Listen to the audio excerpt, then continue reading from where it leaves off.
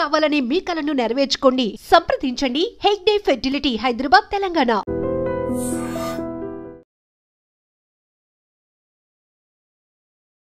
అందరికీ నమస్కారం. నేను Swaroopa Potlapalli. Welcome to trending topic.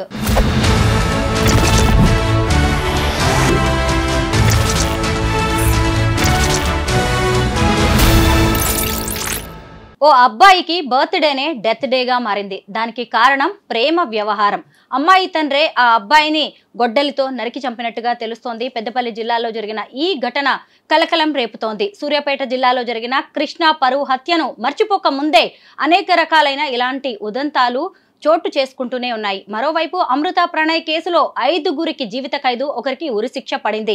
అయినా సరే ఇలాంటి ఘటనలు మాత్రం ఆగట్లేదు. ప్రస్తుతం నాతో పాటు సోషల్ యాక్టివిస్ట్ కృష్ణకుమారి గారు ఉన్నారు. ఆవిడతో మాట్లాడి ఈ కేసు గురించి అనేక విషయాలు తెలుసుకుందాం. నమస్తే కృష్ణకుమారి గారు. చూసారు కదా, చిన్న పిల్లోడు బర్త్డే చేసుకున్న కాసేపటికే అమ్మాయి తండ్రి వచ్చి గొడ్డలితో ఆ అబ్బాయిని నరికి చంపాడు.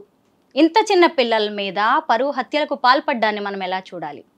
ఒకటండి, మొదటి నుంచి నేను ఈ పరువు హత్య అనే మాటను చాలా తీవ్రంగా వ్యతిరేకిస్తున్నా.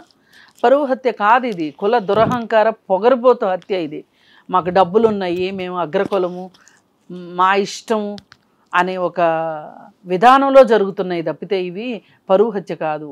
అసలు ఇప్పుడు పరువు పోవడం ఏంటండి నాకు అర్థం కాదు. ఇప్పుడు కులాంతర వివాహం చేసుకుంటే శిక్ష అని ఏమైనా ఉందా అంటే అసలు వీళ్ళ రాజ్యాంగం ఏంటి? అసలు మనకు అందరికీ ఆమోదించిన రాజ్యాంగం ఒకటి ఉంది, దాని ప్రకారమే శిక్షలు పడతాయి. ఇప్పుడు ఎవరన్నా ఒక అమ్మాయి అబ్బాయి కులాంతర వివాహం చేసుకుంటే వాళ్ళకి శిక్ష వేస్తున్నారా? లేదు ఒక వ్యక్తిని హత్య చేస్తే శిక్ష వేస్తున్నారా? చూస్తూనే ఉన్నాం కదా. నిన్నగాక మొన్న మా అమృత ప్రణయ్ కేసులో ఏం జరిగిందో మనం చూసాం కదా. అలాగే ఇప్పుడు ఆ అమ్మాయి కూడా కేసు పెట్టింది. ఎవరు? కృష్ణ బంటి భార్గవి కూడా కేసు పెట్టింది. అది కూడా సీరియస్గానే నడుస్తుంది. ఫాస్ట్ ట్రాక్లో చేయాలని అడుగుతున్నాం మేము.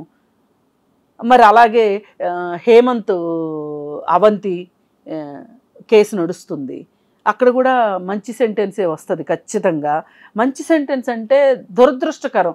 ఇప్పుడు నలుగురికి ఇలాంటి శిక్షల వల్ల భయం వేస్తుందనో భక్తి వస్తుందనో మారతారనో అనుకుంటే శిక్షలదే, చావులదే, ప్రేమలదే.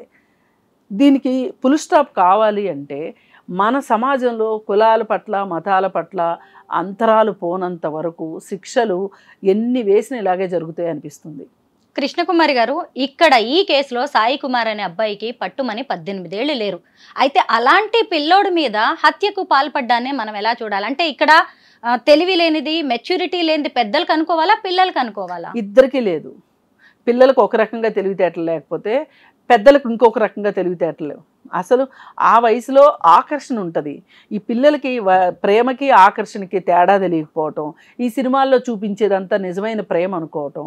ఇప్పుడు సినిమాల్లో అప్రూవ్డ్గా జరుగుతున్నాయి కదా, చూపిస్తున్నారు కదా, చిన్న పిల్లలు ప్రేమించుకోవటము, ఇవన్నీ చూసి అదేదో చాలా పెద్ద విషయము, అదేదో సాహసవంతమైన పని, ఆ పని మనం చేయకపోతే మనం ఏదో వెనకబడిపోయాము, అప్డేట్ కాలేదని ఎక్కడ అనుకుంటారు అని చెప్పి ఇప్పుడు ఈ చిన్న వయసులో ప్రేమలు ఎక్కువ అవుతున్నాయి. ఆకర్షణ వేరు, మనం పదే చెప్పవలసిందే. ఆకర్షణ వేరు, ప్రేమ వేరు. మీకు ఆ తేడా తెలియనంతసేపు పిల్లలకంటే తెలియలేదు, మీకెక్కడ తెలియలేదు. ఏదో ఆకర్షించబడ్డారు, చెరకూరు వెళ్ళిపోయారు అనుకోండి, ఆకర్షణ మాయమైపోతుంది. ప్రేమ అయితే నిలబడుతుంది కానీ ఆకర్షణ మాయమైపోతుంది. అసలు ఆ వయసులో ప్రేమ, ఒకళ్ళ కోసం ఒకళ్ళు త్యాగాలు చేసుకోవటాలు, ఒకళ్ళ కోసం ఒకళ్ళు చచ్చిపోవటాలు అవేమి ఉండవు. ఇవన్నీ ఏంటంటే మన సినిమాలు గ్లోరిఫై చేస్తున్నాయి. దాన్ని చూసి పెద్దవాళ్ళు ఒక రకంగా భ్రమపడితే పిల్లలు ఇంకొక రకంగా భ్రమపడుతున్నారు, దానికి హత్యలు చేస్తున్నారు. పైగా ఈ చిన్న పిల్లలిద్దరికి తల్లిదండ్రులు సర్ది చెప్పి నయానో భయానో వాళ్ళ దారికి తెచ్చుకోవచ్చు, వాళ్ళని చదువు వైపు దృష్టి మరల్చొచ్చు. ఇన్ని అవకాశాలుండి కూడా చంపడమే ఫైనల్ లక్ష్యం అనుకున్నారంటే వాళ్ళ మెంటాలిటీ ఎలా ఉందో చూడండి. పొగరు, నా కూతురు యువరాణి, నా కూతురు బంగారు తల్లి, నా కూతురు జోలికి వస్తాడా వాడు, పైగా కులం తక్కువవాడు, ఇదే ఆలోచిస్తారు తప్పితే వాళ్ళు అసలు నా కూతురు కూడా ఇష్టపడింది అనే ఒక జ్ఞానం ఎందుకు లేదు? ఆ జ్ఞానం ఉండాలి కదా. అసలు నీ కూతురే ఇష్టపడినా కానీ నీ కూతురుని చంపే హక్కు కూడా నీకు లేదు. ఒక తండ్రిగా నీకు బాధ్యతలు ఉంటాయి. అంతేగాని చంపే హక్కు అయితే ఉండదు. పెంచి అమ్మ నీకు ఇది మంచి దారి, నీకు ఇది చెడు దారి, నువ్వు ఇలా అయితే నీ జీవితంలో బాగుంటావు, మంచిగా చదువుకో, మంచి ఉద్యోగం సంపాదించు, నువ్వు ఒక ఉన్నతమైన స్థాయిలో చూడాలనుకుంటున్నాం మేము, ఇలా చెప్పుకోవాల్సిందే తప్పితే వాడిని చంపేస్తాను, వీడిని చంపేస్తాను. ఇప్పుడు మీరు మాట్లాడే విధానంతో వాళ్ళకి ఇంకొంచెం ఇష్టం పెరుగుతుంది తప్పితే ఇష్టం పోదు. మీరే చేస్తున్నారు. ఇప్పుడు నేను రీసెంట్గా కోర్ట్ అనే సినిమా చూసా. ఆ కోర్ట్ అనే సినిమాలో కూడా అసలు చాలా చిన్న విషయం, అది చాలా చాలా చిన్న విషయం. ఆ అమ్మాయిని కూర్చోబెట్టి అసలు ఏం జరిగింది తల్లి అని మాట్లాడాల్సింది పోయి గోటితో పోయేదాన్ని గొడ్డల దాకా తీసుకుని వెళ్ళి ఆ అబ్బాయిని పోలీసుల్ని కోర్టుల్ని అందరినీ తప్పుదోవ పట్టించి ఒక లాయరు కేసు పెడతాడు, పోక్సో చట్టం పెడతాడు. ఇప్పుడు ఇక్కడ ప్రశ్న ఏమైపోయింది అంటే ఇద్దరు మెచ్యూరిటీ లేని పిల్లలు మాట్లాడుకున్న మాటల వల్ల వాళ్ళు ఏదో 1-2 సార్లు కలిసిన దానివల్ల ఆ అబ్బాయి మీద పోక్సో కేసు పెట్టడం. పోక్సో కేసు పెట్టగానే ఇదిగో ఈ ఆడవాళ్ళ కోసం వచ్చిన చట్టాలన్నీ కూడా ఇంతే ఉంటాయి అని మాట్లాడుకోవటం, పోక్సో చట్టం దుర్వినియోగం అని మాట్లాడడం. ఇది ఏదే ఉండనాలకు మందేస్తే కొండనాలుగు, అదే కొండనాలకు మందేస్తే ఉండనాలకు ఊడినట్టు అయిపోతుంది. అంటే ఈ తప్పు జరుగుతుంది పోలీసుల వల్ల, అలాగే న్యాయవాదుల వల్ల జరుగుతుంది. అలాగే ఇప్పుడు ఈ పాప ఈ బాబు విషయంలో జరిగింది ఏంటంటే తల్లిదండ్రులదే తప్పు ఇక్కడ. అసలు ఇది తండ్రి అయినా ఇప్పటికి 2 సార్లు జరిగింది, నేను పోలీసులు కంప్లైంట్ చేశానని చెప్తున్నప్పుడు ఇప్పుడు ఈరోజు నిన్న ఆ బర్త్డే వేడుకలకు కూడా అమ్మాయి వచ్చి హాస్టల్కి వెళ్ళిందని చెప్తున్నారు.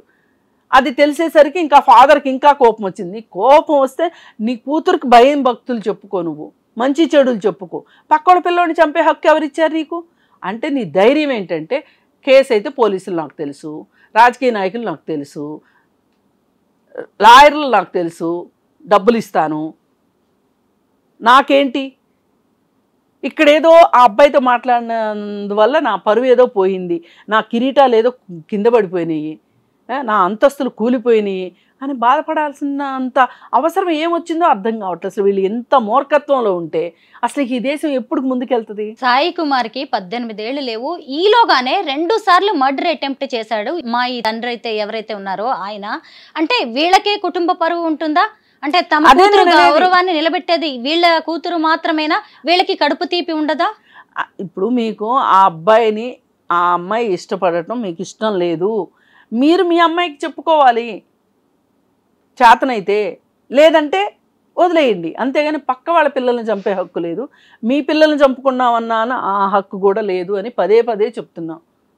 వాళ్ళ ఇంట్లో అబ్బాయిలు కూడా ఇలాంటి పనులే చేస్తే వేరే వాళ్ళు చంపితే వీళ్ళు ఒప్పుకుంటారా? ఎంత బాధ అనిపిస్తుంది, ఎంత బాధ అనిపిస్తుంది. ఓ బిడ్డ చచ్చిపోతే ఆ తల్లికి తెలుస్తుంది ఆ బాధ ఏంటో, నీకేం తెలుస్తుంది? నీకు తెలీదు. ఇప్పుడు ఆ తల్లి ఏడుస్తుంది, ఆ తల్లికి ఏంటి సమాధానం చెప్తారు? ఎవరు సమాధానం చెప్తారు? ఎవరు తీసుకొచ్చిస్తారు ఆ బిడ్డని? తండ్రి, నేనేమి తండ్రి తక్కువ అని నేను అనట్లేదు, కానీ ప్లస్ ఇంకా చాలా నీరు ఇదంతా మోసుకొని 24 గంటలు కొన్ని నెలల పాటు మోసే తల్లికి తెలుస్తుందండి ఆ బాధ ఏంటో, ఆ తీపి ఏంటో, కడుపు తీపి ఏంటో తెలుస్తుంది.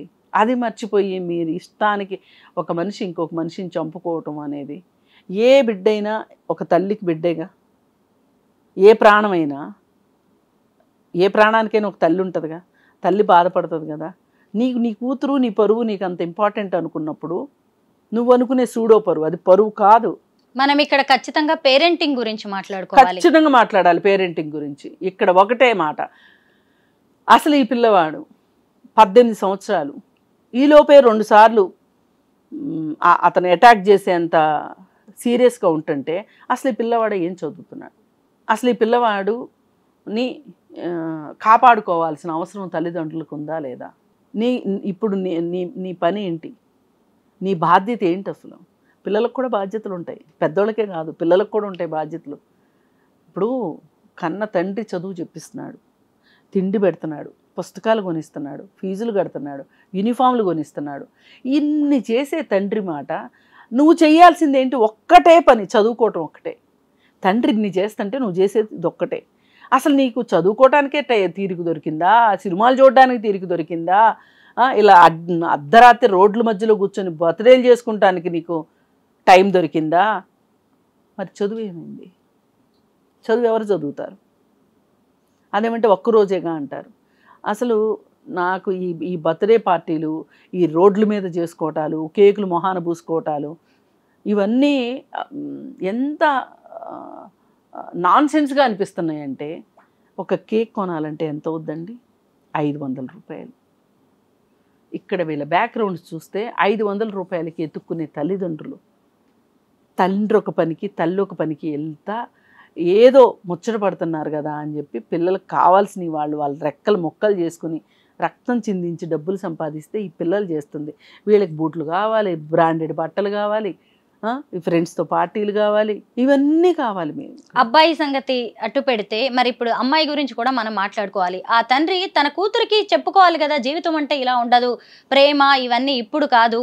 పైగా ఈ ఏజ్లో పిల్లల్లో కూడా హార్మోనల్ చేంజెస్ చాలా ఉంటాయి. వాటిని అలా చూడాలి, ఆరోగ్య పరిణామాలుగా చూడాల్సింది పోయి తల్లిదండ్రులు కూడా ఇంత సీరియస్గా తీసుకోవడం ఈ ప్రేమ వ్యవహారాలను. అసలు ఈ వయసులో వద్దన్నది చెయ్యాలి అనే ఒక పంతం ఉంటుంది పిల్లల్లో, అమ్మాయిలు కావచ్చు అబ్బాయిలు కావచ్చు. ఆ పంతమే ఇక్కడ దాకా తీసుకొచ్చింది అనిపిస్తుంది నాకు. ఆ అమ్మాయికి మీరు పదే పదే వద్దు వద్దు అంటే అతనే కావాలి అని అనిపిస్తుంది. అతనితో సరదా కావాలనిపిస్తుంది. అంటే నా తల్లిదండ్రులు వద్దన్న పని నేను చేస్తున్నాను అంటే ఆ పిల్లకి తను చాలా ఏదో ఒక గొప్ప కార్యక్రమం చేస్తున్నట్లు, అదేదో ఆ గొప్ప కార్యక్రమం చేసేదేదో బాగా చేసేదేదో ఎంసెట్లోనో లేకపోతే ఇంకో చదువులోనో ఇంకో దాంట్లోనో ఇంకొక యాక్టివిటీస్లోనో పార్టిసిపేట్ చేస్తే ఆ ఎనర్జీని అంతా అక్కడ వాడితే భవిష్యత్తుకి పునాదులు పడతాయి. ఇప్పుడు పెళ్ళి ఏముందండి, 25 ఏళ్ళ తర్వాత చేసుకోవచ్చు, 20 ఏళ్ళ తర్వాత చేసుకోవచ్చు, ప్రేమించుకోవచ్చు, పెళ్ళిళ్ళు చేసుకోవచ్చు. ముందు జీవితాల్లో స్థిరపడాలి కదా అని ఉండాలి కదా. సపోజ్ ఇంకో మాట అనుకుందాం, ఇప్పుడు ఈ అబ్బాయికి 21 ఏళ్ళు వచ్చినాయి అనుకుందాం, ఈ అమ్మాయికి 18 ఏళ్ళు వచ్చినాయి అనుకుందాం. సరే వీళ్ళిద్దరూ మేము మేజర్ అయిపోయాము, మేము పెళ్లి చేసేసుకుంటాము అని చెప్పి బయటకు వచ్చేసారనుకోండి, ఏం తింటారు చెప్పండి?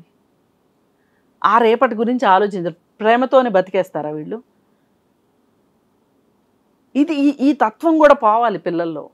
ఇప్పుడు కులాంతర వివాహాలు, మతాంతర వివాహాలు అనేది కాస్త పక్కన పెట్టేసేసి అసలు మన భవిష్యత్తు ఏంటి, మనం ఎవరి మీదైనా ఆధారపడి బతుకుతామా? ఇప్పుడు మనము తల్లిదండ్రుల మీద ఆధారపడతాం కాబట్టి, పిల్లలు మన మీద ఆధారపడతారు కాబట్టి మనకేదో వాళ్ళ మీద హక్కు ఉందని ఫీల్ అవుతాం. తప్ప ఒప్పు అనేది పక్కన పెట్టండి, హక్కు ఉందని ఫీల్ అవుతాం. మరి అలాంటప్పుడు వాళ్ళకి హక్కు ఉంది అని అనుకుంటున్నారు అన్నప్పుడు, ఆ హక్కు వద్దు అనుకున్నప్పుడు వాళ్ళ మీద ఆధారపడకుండా కూడా బతకాలి. అసలు పెద్దలు అక్కడ దాకా వెళ్ళనిస్తున్నారా పిల్లల్ని? టీనేజ్లోకి వచ్చినప్పుడు పిల్లల్లో చాలా చేంజెస్ వస్తాయి. మన మాట వినరు, అలాగే చదువు మీద శ్రద్ధ ఉండదు. మామూలుగా జెండర్ అనగానే కూడా వాళ్ళు అట్రాక్ట్ అవుతూ ఉంటారు. పేరెంట్స్ కూడా వాటిని అర్థం చేసుకోవాలి, వాళ్ళకి సర్ది చెప్పడానికి ప్రయత్నించాలి. పేరెంట్స్కి అది తెలిస్తే కదా. ఇప్పుడు ఒక మనిషిని చంపాలి అనేంత మొరటితనం ఉన్నప్పుడు ఇవన్నీ ఎందుకు ఎక్కుతాయి వాళ్ళకి? ఆడపిల్ల అంటే వాళ్ళ ఆస్తి, అంతే. వాళ్ళ మాట వినాలి, వాళ్ళు చెప్పిన వాళ్ళనే ప్రేమించాలి. ఒక ఆడపిల్లని కాపాడుకోవటానికి, ఒక ఆడపిల్లకి చుట్టూ రక్షణ వలయం లాగా ఉండటానికి ఒక బాబాయ్ వచ్చేస్తాడు, ఒక మేనమామ వచ్చేస్తాడు, ఒక అన్న వచ్చేస్తాడు, వేలడంత లేని తమ్ముడు వచ్చేస్తాడు, తండ్రి, వీళ్ళందరూ కలిసి, అందుకే వీళ్ళందరూ కలిసి ఒక పంజరం లాగా అయ్యి లోపల పెడతారు. కాబట్టి ఆమె ఎప్పుడు అవకాశం దొరుకుతుందో పారిపోదామని చూస్తుంది. అదే మీరు ఫ్రీగా ఉండనివ్వండి, ఎక్కడికి పోరు. మీరు అమృత ప్రణయ్ కేసు చూడండి, భార్గవి కృష్ణ, అవంతి, తర్వాత హేమంత్ కేసు, హైదరాబాద్ సరూర్ నగర్లో జరిగిన అశ్విన్ నాగరాజు కేసు. ఇందులో ఎక్కడ చూసినా కానీ ప్రేమ పెళ్లిళ్ళు చేసుకున్న అబ్బాయిలనే చంపేశారు, అమ్మాయిలను మాత్రం అలా ఉన్నారు. ఎందుకంటే వాళ్ళు తమ పరువు, తమ ప్రతిష్ట, వాళ్ళని ఇంకెవరు టచ్ చేయకూడదు. తమ బిడ్డలు మోడుల్లా తమ కళ్ళెదుట ఉన్నా పర్వాలేదు, కానీ వాళ్ళకి నచ్చిన వాళ్ళని పెళ్లి చేసుకొని ప్రేమించకూడదు, పెళ్లి చేసుకోకూడదు, వాళ్ళతో జీవితాంతం బతకూడదు. మారరా ఇంకా వీళ్ళు? మారాలి అంటే, ఈ మార్పు రావాలి అంటే దీనికి సంబంధించి కఠినమైన చట్టాలు రావాలి. ఒకటి ఇది ఏంటి, ఇప్పుడు వీళ్ళ మీద హత్య కేసే మోపారు ఎవరిపైన, అమృత ప్రణయ్ తాలూకు కేసులో. ఇది ఒక కులోన్మాద హత్య, లేదు అంటే ఒక మతోన్మాద హత్య అని ఎక్కడ చట్టం లేదు. అది రావాలి. అది వచ్చిన రోజునే ఎంతో కొంత వీటి కోసం ఒక స్పెషల్ కోర్టు పెట్టి ఫాస్ట్గా, ఇప్పుడు ఈ సంవత్సరం మొదట్లో జరిగింది అనుకోండి, సంవత్సరం ఆఖరికి ఒక సంవత్సరం చాలు శిక్షలు పడాలి. దీనికోసం అసలు ముందు రాజకీయ నాయకులు మాట్లాడాలి. ఏం నోరు తెరవరేంటి రాజకీయ నాయకులు? రాజకీయ నాయకులు ఎందుకు మాట్లాడరు అసలు? రాజకీయ నాయకులు మాట్లాడాలి కదా. ఇప్పుడు ఇలా జరిగింది, ఒక రాజకీయ నాయకుడు వచ్చి మాట్లాడిచ్చాడు అంటే ఒక ఆలోచన అయితే వస్తుంది సమాజంలో. ఇప్పుడు ఈరోజు బంటి గురించి ఒక్కళ్ళు రాలేదు, ఒక్కళ్ళు వాళ్ళ ఇంటికి వెళ్ళలేదు రాజకీయ నాయకులు, నోరిప్పి మాట్లాడలేదు. ఇప్పుడు అందుకే 3 నెలలు కూడా కాలేదు ఇది జరిగి, ఇప్పుడు ఇది జరిగింది. నిన్నగాక మొన్న అమృత ప్రణయ్ కేసులో తీర్పు వచ్చింది. అయినా కానీ మారకపోతే ఎట్లా మనుషులు? అందుకే రాజకీయ నాయకులు ఒక చట్టం చేయాలి, ఆ చట్టాన్ని సీరియస్గా ఇంప్లిమెంట్ అయ్యేటట్లు చేయాలి. మనకు అసలు ఒకప్పుడు 2 లక్షల రూపాయలు బహుమతి ఇచ్చేవాళ్ళు, ప్రోత్సాహక బహుమతి ఇచ్చేవాళ్ళు. అంటే ఏంటి? ఇప్పుడు మనకు ఒక పోటీలో గెలిస్తేనే కదా బహుమతి వస్తుంది, ఒక క్లాసులో మార్కులు వస్తేనే కదా బహుమతి వస్తుంది. అట్లా మీరు చేసిన పని మంచి పనే. కులాలు మతాలు అంతరించిపోవాలి సమాజంలో, అందుకని చెప్పి కుల మతానికి వ్యతిరేకంగా పెళ్ళిళ్ళు చేసుకోండి అని చెప్పి అది ఒక ప్రోత్సాహంగా ఇచ్చారు. ఎక్కడైనా అడ్వర్టైజ్మెంట్ కనిపిస్తుందా అండి? అంటే సమాజాన్ని కూడా సిద్ధం చేయాలి కదా మార్పులకు తగ్గట్లుగా.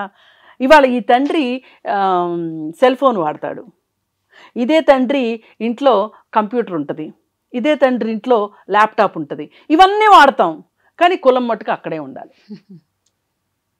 అదే ఇప్పుడు ఇతను ఆ కూతురు గనక ఏ ఐఏఎస్ ఆఫీసర్నో ఏ ఐపీఎస్ ఆఫీసర్నో ఒక మినిస్టర్నో ప్రేమించింది అనుకోండి, ఎదురెళ్ళి పాణాసారాలు పడి పెళ్లి చేస్తారు. అలా కాకపోయినా వాళ్ళ కులం వాళ్ళని ప్రేమించినా, అతనికి ఏమీ లేకపోయినా, చదువు రాకపోయినా, ఉద్యోగం లేకపోయినా ఓకే చేసి వాళ్ళలో కలిపేసుకుంటారు. అంత లేదమ్మా, అంత లేదు. అంత మన కులం వాడైనా సరే వాడికి ఒక అంతస్తు ఉండాలి, మన ఆస్తికి తగ్గ ఆస్తి ఉండాలి అనే చూస్తారు తప్పితే లేనివాడికి ఇచ్చి ఎవ్వరూ పెళ్లి చేయరు. అలా అంత దాకా అంత గొప్ప మనసు లేదు. కాకపోతే ఏంటి అంటే ఏమోలే కనీసం కులం ఇంటి కోతి అని ఒక మాట ఉంది, అలా అని ఏమన్నా సర్ది చెప్పుకుంటారేమో కానీ చంపేదాకా వెళ్ళరేమో. కానీ ఇక్కడ ఏంటంటే క్లియర్ కట్గా ఈ కులము అంటే కింద కులమే, ఈ కులం వాళ్ళు అసలు నా ముందు నడవడం ఏంటి? వీళ్ళకి ఇప్పుడు కుదరగా ఊరుకుంటున్నారు. కానీ ఈ మహానుభావులు ఒకప్పుడు నిమ్మన కులాల వాళ్ళు, అగ్ర కులాల వాళ్ళు నడిచొస్తుంటే చెప్పులు వేసుకోవడానికి లేదు, చెప్పులు ఒకవేళ కాళ్ళకు ఉంటే కూడా తీసి చంకలో పెట్టుకోవాలి. అంత దాష్టీకాలు చేసిన సమాజం మంది. అది నెమ్మదిగా మారుతూ మారుతూ వచ్చింది. ఇప్పుడైతే అంత అయితే లేదు, కానీ ఇంకా మిగతావి కూడా పోతే కానీ ఈ ప్రాణాలు నిలబడవు. ఓవైపు అమృత ప్రణయ్ కేసు చూస్తూనే ఉన్నాం, దాంట్లో ఎలాంటి జడ్జిమెంట్ వచ్చిందో చూసాము. కొంతమందికి జీవిత ఖైదు, ఒకళ్ళకి ఉరి శిక్ష. ఆ మారుతీరావు అనే వ్యక్తి అయితే అసలు లేకుండానే పోయాడు. ఇంత పెద్ద వార్త అయింది, అయినా సరే ఎందుకు మళ్ళీ ఇలాంటి హత్యలకు పాల్పడ్డం? మళ్ళీ మళ్ళీ కులం కులం, పరువు పరువు. ఏం లేదు, కూతురు మీద ప్రేమ ప్రేమ అంటారు, అది ఒట్టి మాట. చంపేంత ప్రేమ చచ్చేంత ప్రేమ మాకు అక్కర్లేదు, మమ్మల్ని బతికించే ప్రేమ కావాలని చెప్పి కోరుకుంటున్నాము. అయినా అసలు ఇది చాలా చిన్నపిల్లలు, వీళ్ళు చాలా చిన్నపిల్లలు. అసలు ఇంకొక 5 సంవత్సరాలు, ఒక 3 సంవత్సరాలు కమ్యూనికేషన్ లేకపోతే అసలు ఈ ప్రేమ ఉంటుందా? ఉండదు. మీరు నిజంగా మీ అమ్మాయి చిన్నపిల్ల, మా చిన్నపిల్ల మోసపోతుంది అని మీరు అనుకుంటే కనుక మీ అమ్మాయిని మీరు ఎక్కడికైనా దూరంగా తీసుకెళ్ళిపోండి. ఇప్పుడు ఈ తల్లిదండ్రులు కూడా ఇప్పుడు ఏడుస్తున్నారు కదా, వీళ్ళు అసలు ఈ అబ్బాయి మీద ఆల్రెడీ 2 సార్లు జరిగింది, పోలీసులు పట్టించుకోలేదని చెప్తున్నారు. ఇక్కడ పోలీసులు కూడా పార్టీ చేయాలి నన్ను అడిగితే. పోలీసుల నిర్లక్ష్యం కనిపిస్తుంది ఇక్కడ. కానీ ఒక తండ్రిగా మీరు ఎలా రక్షించుకోలేకపోయారు మీ అబ్బాయిని? ఏం చదువుకుంటున్నాడు? పోనీ ఎక్కడైనా దూరంగా తీసుకెళ్ళి చదివిద్దామా? పైగా అలా చేద్దామంటే కూడా ఈ దరిద్రపు కాలంలో ఇవాళ ఒక ఫోన్ నెంబర్ మారిస్తే కూడా ఏ ఫేస్బుక్లోనో ఏ ఇన్స్టాగ్రామ్లోనో ఏ ఫ్రెండ్స్ ద్వారా తెలుసుకుని మళ్ళీ ఫోన్ నెంబర్లకి ఫోనులు చేసే అవకాశం ఉంటుంది. పాత రోజులు కాదు కదా, ఇప్పుడు కమ్యూనికేషన్ ఎక్కువైపోయిన తర్వాత. అందుకని ఏది ఏమైనా సరే, వాళ్ళు ప్రేమించుకున్నారా, ఆకర్షించారా అవన్నీ పక్కన పెట్టి చంపింది మాత్రం నేరం. ఇంతకంటే మనం చెప్పటానికి ఏమీ లేదు. నీ నేరానికి మట్టుకు నోటి మాటతో ప్రాయశ్చిత్తం లేదు. ఇతనికి మరి ఏం శిక్ష వేస్తారో చూడాలి. పాపం చిన్న పిల్లలండి, ఇంకా ప్రేమే, అసలు ప్రేమో కాదో కూడా వాళ్ళకే తెలియని వయసు, పెళ్లి దాకా వెళ్తారని వాళ్ళకే గ్యారంటీ లేదు, అంత మాత్రానికే చంపేయడం. అందుకే ఇప్పుడు నేను ప్రభుత్వాలనే సూటి ప్రశ్న వేస్తున్నా. ఇప్పుడు ప్రభుత్వాలు సరైన చర్యలు తీసుకోకపోతే ఇవి ప్రభుత్వ హత్యలే అవుతాయి, కుల హత్యలు కాదు, ప్రభుత్వం హత్యలే అవుతాయి. అసలు ఎందుకు పోలీసు ఎందుకు పట్టించుకోలేదు? 2 సార్లు కంప్లైంట్ ఇస్తే పట్టించుకోవాలి కదా. ఏదైనా ఇంకా పూర్తి వివరాలు అందాల్సి ఉంది. ఏదైనా ఒక ప్రాణం తీయడం మట్టుకు, ముక్కుపచ్చలారని బిడ్డ ప్రాణం తీయటం మట్టుకు ఇది ఏమాత్రం క్షమించే విషయం కాదు. దీని ఎవరైతే చేశారో వాళ్ళపైన మట్టుకు కఠిన శిక్షలు ఉండాలి, ప్లస్ సమాజంలో అవగాహన కూడా. నిజమే, ఈ సాయి కుమార్ అనే అబ్బాయి హత్య మాత్రం ఎంత కలిసి వేస్తుందో, అంత చిన్న అబ్బాయిని గొడ్డలితో నరికి చంపడం, అతని మెచ్యూరిటీ లెవెల్స్ ఎలా ఉన్నాయి, అతను ఎంత సైకో అనేది కూడా అర్థమవుతుంది. ఇలాంటివి అసలు మళ్ళీ జరగకూడదని మనలాంటి వాళ్ళందరం కోరుకోవాలి. థ్యాంక్ యూ సో మచ్ అండి. Thank you.